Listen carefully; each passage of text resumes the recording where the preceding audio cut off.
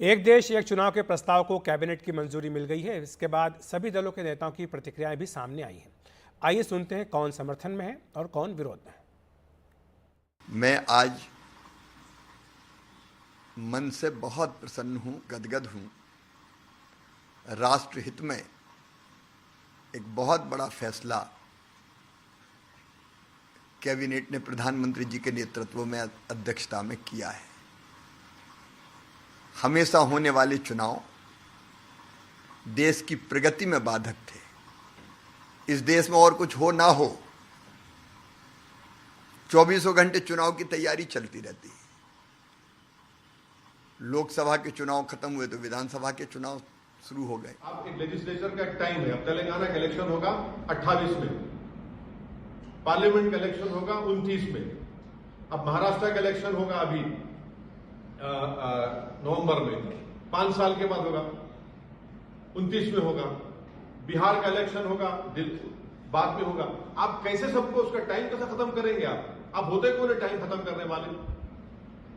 एक लेजिस्लेचर होगा, विधानसभा, तो उसका टाइम होगा ना, टाइम पर चलेगा, वो अपने टाइम पर खत्म होगा। आप कौन होते उसका टाइम खत्म करने के लिए? ठीक है, अब उसका टेन्योर खत्म होने वाला है।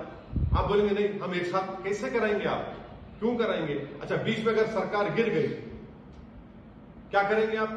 देश के अंदर लगातार चुनाव होते रहते हैं।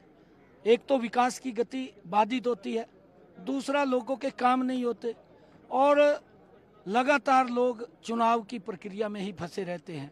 जो आदरणीय प्रधानमंत्री जी ने ये पिछले दिनों एक कमेटी बनाई थी, उस कमेटी की रिपोर्ट भी आई, आज कैबिनेट ने उसको मंजूरी दी है।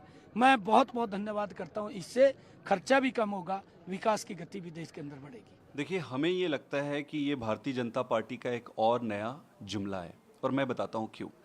थोड़े दिन पहले 4 राज्यों के चुनाव होने थे। 4 राज्यों के चुनाव में इन्होंने सिर्फ 2 राज्यों का चुनाव किया। इन्होंने हरियाणा का और जम्मू एंड कश्मीर का चुनाव कराया, झारखंड और महाराष्ट्र को छोड़ दिया। अगर आप 4 राज्यों के चुनाव नहीं करा पा रहे हो, आप 1 नेशन 1 इलेक्शन कैसे कराओ? इस देश में 1 नेशन 1 इलेक्शन था भाई। मोदी जी कोई नायाब हीरा नहीं उठा के ला रहे हैं। 1962 के बाद वो माला क्यों टूटी? अब मान लीजिए चुनाव होता है, ये 1 नेशन 1 इलेक्शन।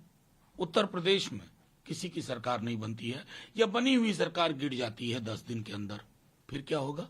आप राष्ट्रपति शासन लगाओगे, राज्यपाल के माध्यम से अगले चुनाव तक व्यवस्था होगी या फिर चुनाव होगा। जैसे ही फिर चुनाव हुआ, ये माला टूट गई।